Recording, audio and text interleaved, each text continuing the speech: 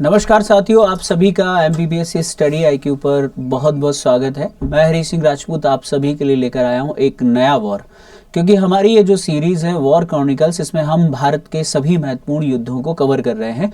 और आज हम बात करने वाले हैं भारत के एक प्रसिद्ध युद्ध पानीपत का प्रथम युद्ध। वैसे तो पानीपत की 3 लड़ाइयाँ हुई हैं और तीनों ही बहुत ही फेमस हैं, बहुत ही निर्णायक तीनों युद्ध रहे हैं।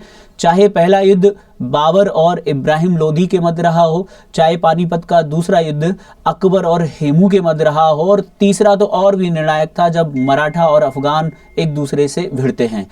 तीनों युद्धों की चर्चा करेंगे। फिलहाल हम लोग बात करने वाले हैं आज पानीपत के पहले युद्ध के बारे में। तो पानीपत का युद्ध 1526 में हुआ था बाबर और इब्राहिम लोधी के बीच में। तो बाबर बनाम इब्राहिम लोधी ये पूरा घटनाक्रम है। तो इसको हम जानते हैं कि आखिर ये युद्ध क्यों हुआ, वो कौन सी ऐसी परिस्थितियां थी जिनकी वजह से ये युद्ध हुआ। तो आइए हम पहले दोनों कैरेक्टर से मिलते हैं। हमारे दोनों कैरेक्टर में सबसे पहले हम बात करते हैं दिल्ली की। इस समय जो दिल्ली है, ध्यान से सुनिएगा, इस समय जो दिल्ली है, दिल्ली सल्तनत का जो सुल्तान था उसका नाम था इब्राहिम लोधी। दिल्ली सल्तनत का जो सुल्तान है उसका नाम क्या था? इब्राहिम लोधी। इब्राहिम लोधी सिकंदर लोधी का पुत्र था और ये एक शक्तिशाली शासक था। ठीक है, याद रखिएगा 1517 से लेके 1526 तक इब्राहिम लोधी दिल्ली सल्तनत का शासक रहा है। जब इब्राहिम लोधी दिल्ली का शासक था, ध्यान से सुने, तो इसकी जो राजधानी थी वो आगरा थी। क्या थी? आगरा। इसके जो फादर थे उन्होंने आगरा को राजधानी बनाया था और बाद में जो है दिल्ली, इब्राहिम लोधी दिल्ली में शिफ्ट हो गया था। तो कुल मिलाकर दिल्ली और आगरा का जो क्षेत्र है वो इब्राहिम लोधी के पास था। इस समय इब्राहिम लोधी के 2 लोग हैं। नंबर 1, एक उसके चाचा हैं जिनका नाम है आलम खां लोधी, जो उनसे नाराज हैं और चाहते हैं कि गद्दी उनको मिल जाए। तो इब्राहिम लोधी के चाचा आलम खां लोधी, और इसके अलावा एक कैरेक्टर और है जो पंजाब का सूबेदार था, और इस पंजाब के सूबेदार का नाम था, या पंजाब का जो गवर्नर है उसका नाम था दौलत खां लोधी। क्या नाम था? दौलत खां लोधी। तो दौलत खां लोधी जो है वो पंजाब का गवर्नर था या सूबेदार बोल सकते हैं। और ये किसके अधीन आता था? ये आता था इब्राहिम लोधी के अधीन। ठीक है, अब इन दोनों की क्या नियत थी? इन दोनों की जो समस्या है, यानी चाचा इब्राहिम लोधी, चाचा आलम खां लोधी और जो पंजाब का गवर्नर है दौलत खां लोधी, ये दोनों ही नहीं चाहते थे कि दिल्ली का सुल्तान इब्राहिम लोधी रहे। और इसीलिए इन दोनों ने इब्राहिम लोधी को गद्दी से हटाने के लिए उसके विरुद्ध षड्यंत्र किया। और इस समय जो काबुल है, काबुल कहाँ है? याद रखिएगा, काबुल अफगानिस्तान में है। इस समय काबुल का जो शासक था वो जहीरुद्दीन मोहम्मद बाबर था, जिसे फरगाना से निष्कासित कर दिया गया था, उसके फरगाना में जो उसके दुश्मन थे उनके द्वारा। तो ये काबुल यानी अफगानिस्तान में इस समय शासन कर रहा था बाबर। और इसी समय दौलत खां लोधी ने और इसी समय आलम खां लोधी ने, इन दोनों ने बाबर को भारत पर आक्रमण का निमंत्रण दे दिया। यानी ये निमंत्रण क्यों दिया गया? इस निमंत्रण का क्या उद्देश्य है? इस निमंत्रण का जो उद्देश्य है वो ये है, देखिए, दौलत खां लोधी चाहते हैं कि अगर इब्राहिम लोधी मारा जाए या इसे दिल्ली से हटा दिया जाए तो मैं पंजाब में स्वतंत्र हो जाऊंगा। चाचा आलम खां लोधी चाहते हैं कि अगर इब्राहिम लोधी हट जाएगा तो मैं दिल्ली सल्तनत का सुल्तान बन जाऊंगा। यानी कुल मिलाकर दोनों ने ही दिल्ली सल्तनत का सुल्तान बनने के लिए बाबर को भारत पर आमंत्रित कर दिया। कुछ इतिहासकार ये कहते हैं कि जो मेवाड़ के शासक थे राणा सांगा, उन्होंने भी बाबर को निमंत्रित किया था। हालांकि इसे ज्यादातर इतिहासकार इस बात को सत्य नहीं मानते। अब इस कहानी में क्या ट्विस्ट आता है, कृपया करके ध्यान से सुनना। इस कहानी में ट्विस्ट आता है कि बाबर जो इस समय काबुल में था अपनी सेना लेकर चलता है, और बाबर ने क्या किया था कि जो पंजाब का इलाका था, जिसने उसे इन्वाइट किया था उसी को उसने हटा दिया, और बाबर ने क्या किया? इस पर कब्जा कर लिया। ठीक है, बाबर ने क्या किया? इस पर कब्जा कर लिया। यानी पंजाब जो है, इस पंजाब पर किसका कब्जा हो गया? बाबर का कब्जा हो गया। बाबर ने भारत पर 5 आक्रमण किए थे और 5 आक्रमण के दौरान उसने पंजाब पर कब्जा कर लिया। इस समय दिल्ली सल्तनत, इस समय दिल्ली में कौन है? याद रखिएगा, इस समय दिल्ली में है इब्राहिम लोधी। तो इब्राहिम लोधी को खतरा महसूस हुआ कि अब बाबर की नजर हिंदुस्तान पर है, और बाबर जब पंजाब पर अधिकार कर लेता है तो यहां से अधिकार करने के बाद वो आगे बढ़ता है। यानी आप ऐसे समझ सकते हैं, बाबर यहां तक आ गया है। तो जैसे ही बाबर आगे बढ़ता है ना, तो वो दोनों की मुलाकात, यानी इन दोनों की मुलाकात, किन दोनों की मुलाकात, इब्राहिम लोदी और बाबर की जो मुलाकात है वो पानीपत के मैदान में होती है, क्योंकि दिल्ली और पंजाब के बीच में हरियाणा का क्षेत्र पड़ता है, तो इसलिए दोनों के बीच में पानीपत का युद्ध लड़ा गया, पानीपत का पहला युद्ध। तारीख है 21 अप्रैल 1526। 21 अप्रैल 1526 वो ऐतिहासिक दिन जब पानीपत का युद्ध हुआ। ये पानीपत का मैदान कहाँ पर है, हरियाणा में है, याद रखिएगा। जैसे ही बाबर ने पंजाब पर, पूरे पंजाब पर अधिकार कर लिया, इब्राहिम लोदी उसे रोकने के लिए आगे बढ़ता है। इब्राहिम लोदी धीरे आता है, याद रखिएगा, और बाबर क्या करता है, बाबर पहले ही आ जाता है। बाबर ने क्या किया था, कुछ दिन पहले ही आकर उसने पानीपत के मैदान में अपनी पकड़ मजबूत बना ली। बाबर के पास कुछ एडवांटेज है, अभी मैं आपको बताता हूं। इब्राहिम लोदी ने बाबर से निपटने के लिए क्या किया था, अपने मित्र जो कि ग्वालियर के शासक थे विक्रमजीत तोमर को भी बुला लिया था। इनका नाम भी बहुत फेमस है, याद रखिएगा। विक्रमजीत तोमर जो कहां से हैं, जो ग्वालियर से हैं। तो विक्रमजीत तोमर जो कि ग्वालियर से हैं, इनको बुला लिया और लगभग 1 लाख की सेना लेकर, 1 लाख की सेना लेकर, जिसमें हाथी भी हैं, याद रखिएगा, क्या है, हाथी भी शामिल हैं। ये सेना लेकर जो है वो पानीपत के मैदान में पहुंचता है।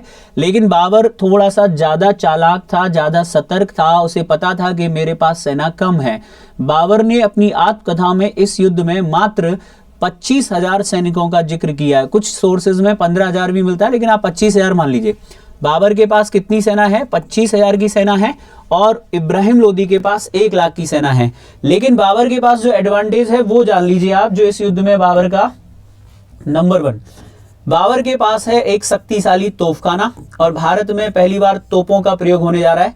दूसरा, बाबर के पास है युद्ध लड़ने की तुलगुमा युद्ध नीति। तुलगुमा युद्ध नीति बाबर के पास है, याद रखिएगा। बाबर के पास है तोपों को सजाने की उस्मानी विधि, और इन सब के अलावा बाबर के पास एक और चीज थी, 2 प्रसिद्ध निशानची थे, याद रखिएगा, जिनका नाम था अली एवं मुस्तफा। तो बाबर के पास अली एवं मुस्तफा, अली जो कि तोपखाने का प्रमुख था, और मुस्तफा जो कि बंदूक खाने, यानी बाबर के पास बंदूकें भी थी।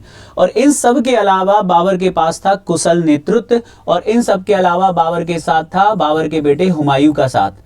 तो हुमायूं का साथ है एक शक्तिशाली तोपखाना, तुलुगमा युद्ध नीति है, याद रखिएगा, तुलुगमा युद्ध नीति, उस्मानी विधि है, निशानची है, और बाबर जैसा नेतृत्व भी है, क्योंकि इससे पहले बाबर कई युद्ध लड़ चुका था, हालांकि उन युद्धों में उसे असफलता मिली थी। अब जब ये युद्ध शुरू होता है, तो इस युद्ध में आखिर कैसे इब्राहिम लोदी की 1 लाख की सेना हार गई, तो ध्यान से सुनिएगा।